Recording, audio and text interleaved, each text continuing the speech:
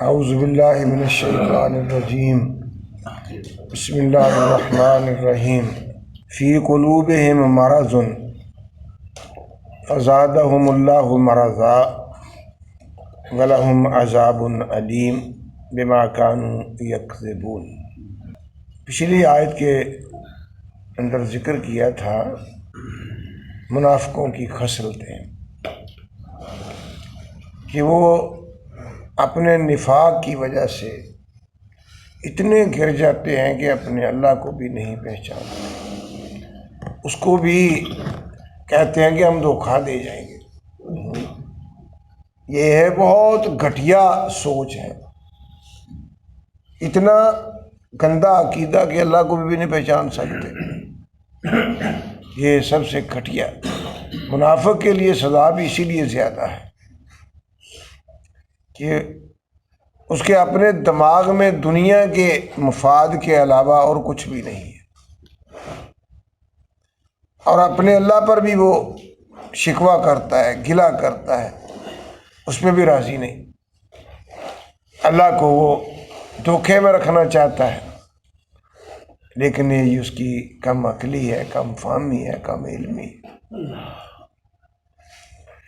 اور پھر ایمانداروں کو بھی، جن کو اللہ نے سب سے زیادہ شعور دیا ہے،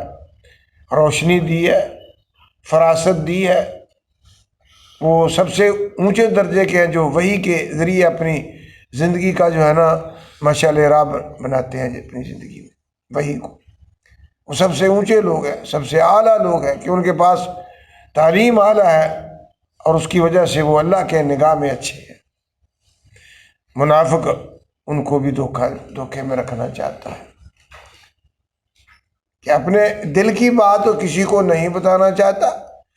اور اپنے مفادات دل میں جو ہیں وہ رکھے ہوئے ہیں، کبھی ادھر سے اٹھا لیے، کبھی ادھر سے اٹھا لیے۔ اللہ کہتے ہیں کہ وہ حقیقت میں نہ اللہ کو دھوکہ سے دیکھتے ہیں، نہ کسی مومن کا کچھ بگاڑ سکتے ہیں۔ جو کچھ کر رہے ہیں وہ اپنی جانوں کا ہی کر رہے ہیں، اپنا نقصان کر رہے ہیں۔ جو دنیا میں بھی کسی کا مال دبا جائے، یہ نہ سمجھ لے کہ میں بہت کامیاب ہو گیا ہوں، اس کا مال جو ہے میں نے دبا لیا ہے، رجسٹری اپنے نام کروا لیا، کیس میں نے جیت لیا ہے، یہ نہ سمجھے کہ وہ کامیاب ہے۔ نہیں، وہ تو فیل ہو گیا، اس نے دوسرے کا حق مار کر اس کی آخرت کے لیے راستہ بنا دیا، اپنی عاقبت برباد کر۔ اصل خسارے میں تو وہ ہے جو قیامت کے دن خسارے میں رہا۔ دنیا کا خسارہ کیا ہے؟ یہ ہوتے بھی رہتے ہیں، پورے بھی ہوتے رہتے ہیں۔ اللہ ان کے بارے میں بتاتے ہیں کہ یہ کیوں ہے، ان کی کیفیت ہوتی کہ وہ اس حد تک چلے جاتے ہیں کہ مفاد پرستی میں مومنوں کو بھی داؤ پہ اور اللہ کو بھی وہ اپنے داؤ پہ رکھتے ہیں۔ اللہ فرماتے ہیں اصل وجہ یہ ہے فی قلوبہم، ان کے دل جو ہے وہ بیمار ہے۔ پہلے بھی بات ذکر کی تھی نا قلوب کے بارے میں، دل مرکز ہوتا ہے، تو جو ان کا مرکز خراب ہے اس لیے ان کی سوچیں بھی خراب ہیں، اور ان کے تصورات غلط ہیں، کیونکہ جو اصل دل ہے اس کو سپلائی نہیں ان کی، جو دین کی ہے، جو اللہ کی ہے، جو وحی کی ہے، وہ سپلائی نہیں ہے ان کی، اس کے اثرات ہی نہیں ہیں۔ حالانکہ اس کو مانتے ہیں کہ یہ وحی ہے، کہتے تھے قرآن سچا ہے، نبی کو سچا کہتے تھے، لیکن رکھتے دھوکے میں تھے، دل میں کچھ اور، زبان سے کچھ اور۔ یہ بہت انسان کے لیے نقصان دہ چیز ہے، اور وہ اپنے آپ کو سمجھتا ہے کہ میں کامیاب ہوں، اس سے بڑا ناکام کوئی بھی نہیں ہے۔ وقتی طور پر وہ کامیاب ہو بھی جائے اپنی چرب لسانی کی وجہ سے۔ نبی اکرم صلی اللہ علیہ وسلم نے فرمایا، صحیح بخاری کی حدیث ہے، آپ نے فرمایا تم میرے پاس فیصلے لاتے ہو، کوئی آدمی چرب لسان ہوتا ہے، مجھے بھی گیڑا دے جائے، حق دوسرے کا ہے، اس نے اپنی باتوں سے اپنے دلائل ایسے بیان کیے کہ وہ لے گیا، اگر میں بھی اس کے حق میں فیصلہ کر دوں جو ہے کسی کا، لیکن مجھ سے اپنی چرب لسانی اور اپنے غلط جو ہے شواہد کی وجہ سے وہ لے بھی گیا، فرمایا انما قطعتہ قطعۃ من النار،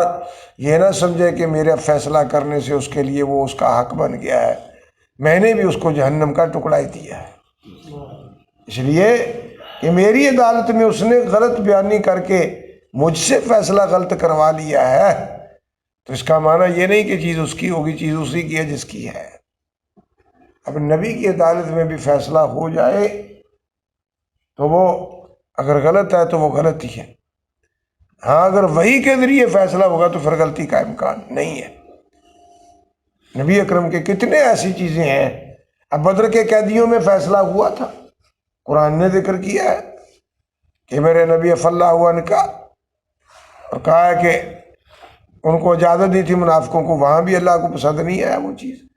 اللہ تجھے معاف کرے یہ کام کیوں کیا ہے، مجھے یہ پسند نہیں ہے، مجھے یہ پسند ہے کہ ان کی گردنیں اتاری جائیں جو حضرت عمر نے کہا تھا۔ اب دیکھو نا، وہ وحی کے بغیر فیصلہ تھا، تو اب نبی کی ذات سے اونچا کون ہے؟ یہ جو ہے ان کے دل بیمار ہیں، مرکز ان کا ٹھیک نہیں ہے، فزادہم اللہ مرضا، اور جب ان کی مفاد آتا ہے تو ان کی یہ دل کی بیماری اور بڑھ جاتی ہے، پھر اور طمع اس کو آتی ہے، اور آرزویں آتی رہتی ہے کہ ایسے بھی کر لوں، اس کے لیے بڑی سوچیں آتی ہیں کہ یہ بھی ہلا کر لوں، یہ بھی بہانہ بنا لوں، یہ بھی کر لوں، اور اس کو اللہ نے مرض کہا ہے، جو وحی کے مقابلے میں اپنی سوچ ہے اللہ کے مقابلے میں وہ غلط ہے، ظاہری طور پر اسے نقصان بھی نظر آئے لیکن حقیقت میں اس کی کامیابی ہے، جو اللہ کی بات ہے اس میں۔ ان کے دل بیمار ہیں، اور جوں یہ اپنی ان خواہشات کے پیچھے جائیں گے یہ ان کی مرض بڑھتی جائے گی، پھر ایک مرض کے ساتھ ہزاروں مرضیں جو ہیں وہ پیدا ہو جاتی ہیں جی، حسد، کینہ، بغض، یہ سب جو ہے منافق کی مرضیں ہیں۔ وَلَهُمْ عَذَابٌ عَلِيمٌ، پھر وہ ایسے بن جاتے ہیں کہ وہ عذاب کے مستحق ہو جاتے ہیں۔ وَلَهُمْ، اور ان منافقوں کے لیے عذاب، سزا ہے، علیم، عین کے ساتھ ہو تو اس کا معنی علم ہوتا ہے، الف کے ساتھ اس کا معنی دکھ دینا، تکلیف، علم، اور اس کی سبب کیا ہے؟ عذاب۔ اللہ تعالیٰ تو کسی پہ زیادتی نہیں کرتے، کوئی آدمی آکے کہے کہ میں مومن ہوں تو اللہ اس کو کہے کہ نہیں ہے، اللہ تو نہیں کہتے ایسے، نہیں ہے تو تب ہی اللہ کہہ رہا ہے نا، اور اس کو سزا کا مستحق اللہ نے کہا ہے تو اس کا معنی اللہ نے زیادتی نہیں کی، معاذ اللہ، اللہ تو ٹھیک ہے، غلطی اس کی ہے، وہ عذاب کا مستحق خود بنا ہے، اس نے عمل ایسا کیا ہے، کردار ایسا کیا کہ جس میں اس وقت سزا کا مستحق ہوا ہے۔ وَلَهُمْ، اور ان منافقوں کے لیے عذاب، سزا ہے، علیم، جو درد دینے والی ہے، اور درد جو ہوتی ہے نا، اکثر عذاب کا مقصد اس کو تکلیف دینا ہوتا ہے، دکھ دینا ہوتا ہے، اور اس کو اس میں پریشان کرنا ہوتا ہے، اور وہ پریشانی جس طرح ان کی لالچیں بڑھتی رہیں دنیا میں، اس طرح قیامت کے دن کا جوں یہ باتیں کرے گا وہ ویسے عذاب بڑھتا جائے گا۔ آگے بتا بھی دیا کیوں، بما کانوا یکذبون، سبب یہ تھا،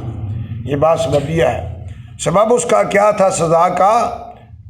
اور ان کے مرض کے بڑھنے کا سبب کیا تھا کہ وہ جھوٹ بولتے تھے۔ یہ جھوٹ زبان سے ہی نہیں ہوتا، کردار میں بھی جھوٹ ہوتا ہے، ہو کچھ اور انسان اس کے بارے میں ذہن کچھ رکھے تو یہ جھوٹ ہے، اور اس کو بھی پتا ہے کہ یہ حقیقت ہے لیکن وہ غلط پہ ڈٹا ہوا ہے، عقیدے کے اعتبار سے، عمل کے اعتبار سے، زبان کے اعتبار سے جو خلاف واقعہ حقیقت کے خلاف ہے وہ سارے کے سارے جو ہے یکذبون میں شامل ہیں۔ یہ کذب ہے، ایک تو کذب زبان کا ہے، عقیدے کا بھی کذب ہے کہ دعویٰ وہ کر رہا ہے، دل میں عقیدہ وہ رکھ رہا ہے جو حقیقت میں نہیں ہے، تو جھوٹ یہی ہوتا ہے، حقیقت کے خلاف جو ہوگا وہ جھوٹ ہے، حقیقت کے موافق ہوگا وہ صدق ہے۔ اللہ نے یکذبون کا لفظ کہہ کر منافقوں کی سب سے بڑی جو برائی تھی وہ ذکر کر دی کہ ان کے سارے برے عملوں کا جو ہے وہ دار و مدار ان کی کذب بیانی پر ہے، صرف زبان ہی جھوٹی نہیں ہے، ان کے دل بھی جھوٹے ہیں، ان کی سوچیں جھوٹی ہیں، ان کے تخیلات جھوٹے ہیں، جھوٹ پر مبنی ہے ان کا دار و مدار دنیا کا، جھوٹی دنیا میں۔ اسی لیے تو اللہ نے کہا کہ بل تؤثرون الحیات الدنیا، بلکہ تم دنیا کو ترجیح دیتے ہو، والآخرۃ خیر، حالانکہ دنیا کے مقابلے میں آخرت تمہارے لیے بہت بہتر ہے، وابقیٰ، اور وہ باقی بھی رہنے والی ہے۔ دنیا ختم ہو جائے گی، اس نے تیرا ساتھ نہیں دینا یا تو نے اس کا ساتھ نہیں دینا، لیکن نیکی جو ہے وہ آخرت میں تیرے ساتھ رہے گی، اور تو بھی اس کا ثمرہ ساری زندگی، آخرت کی نہ ختم ہونے والی زندگی، اس کا ثمرہ ملتا رہے گا۔ اور یہ ختم ہوگی زندگی، تیری زندگی یا تیرا مال تو جس سے بے وفائی کر جائے گا۔ صدق کبھی بے وفائی نہیں کرتا، بما کانوا یکسبون۔